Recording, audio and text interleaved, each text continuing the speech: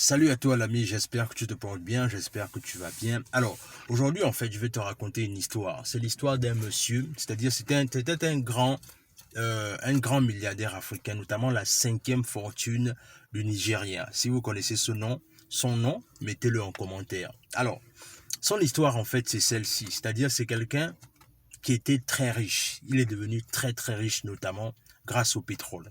C'est-à-dire, il possédait des fûts importants de pétrole au Nigeria. Et ce qui s'est passé, c'est quoi? C'est-à-dire que lors d'une grande crise, notamment la crise pétrolière, il a perdu beaucoup d'argent.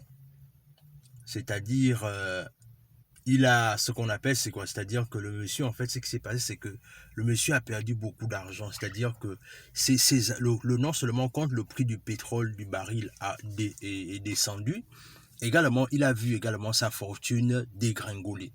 Et c'est comme ça que ça a commencé à être une descente aux affaires une descente aux enfers, autant pour moi, pour ce monsieur. Dans le sens là où il avait maintenant du mal à rentrer dans ses finances. C'est-à-dire que il commençait à perdre ses partenaires. Il commençait à perdre les personnes qui lui faisaient confiance et il avait beaucoup de dettes dans les banques.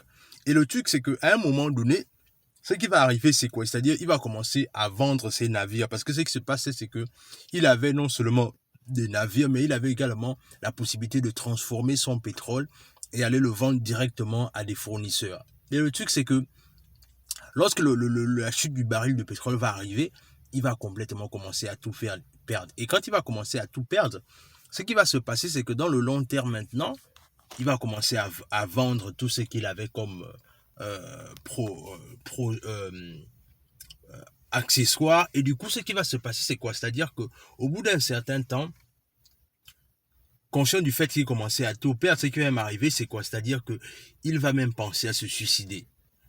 Et il va se retrouver un jour dans son appartement parce qu'il faut bien comprendre une chose, c'est que quand ce monsieur-là va commencer à tout perdre, il va simplement se retrouver avec deux appartements et une voiture banale en fait. Et du coup, ce qui va se passer, c'est qu'il va penser au suicide.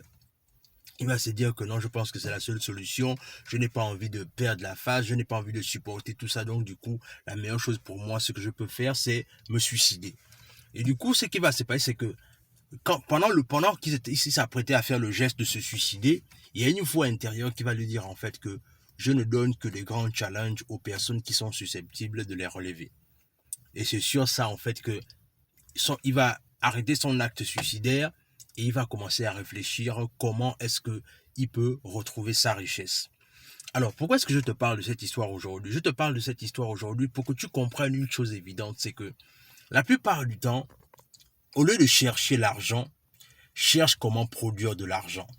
Je répète, au lieu de chercher de l'argent, cherche comment produire de l'argent. Parce que quand tu sais comment produire de l'argent, tu ne seras pas esclave de l'argent en fait. Parce que tu vas arriver à un niveau là où tu pourras même tout perdre. Mais comme tu as appris à produire de l'argent, tu seras toujours capable de te relever. Je ne sais pas si tu as fait attention, mais dans l'histoire que je viens de te raconter, le milliardaire avait totalement tout perdu. Et en moins de 2 ans, il a retrouvé sa richesse en fait. Parce que ce dernier avait compris comment est-ce qu'on produit de l'argent, que de chercher de l'argent. Aujourd'hui, beaucoup de personnes en fait, perdent du temps dans le but de vouloir chercher l'argent, chercher l'argent, chercher l'argent. Mais alors que plus tu cherches de l'argent, plus l'argent s'éloigne de toi. Par contre, ce que tu peux faire, c'est que cherche comment est-ce qu'on produit de l'argent. Parce que quand tu connais comment est-ce qu'on produit de l'argent, peu importe les difficultés, peu importe les vents qui vont frapper à ta porte, tu sauras toujours comment y faire face. Tu sauras toujours comment te relever. Mais si tu es esclave de chercher juste l'argent, mais écoute, tu seras toujours contenu sur le fait que toi, la seule façon pour laquelle tu gagnes de l'argent, c'est lorsque tu travailles, en fait. Et là, c'est juste pour travailler pour quelqu'un. Mais alors que les riches, eux, ils ne cherchent pas l'argent, en fait. Eux, ils savent, eux, ce qu'ils se font, c'est que ils cherchent à comprendre comment est-ce qu'on produit de l'argent.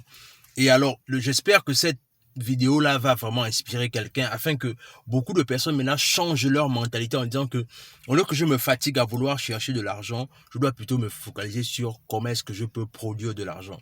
Dans tous les cas, dis-moi ce que tu en penses en commentaire, partage la vidéo autour de toi, laisse un like, laisse un commentaire et sur ce, on se dit à la prochaine.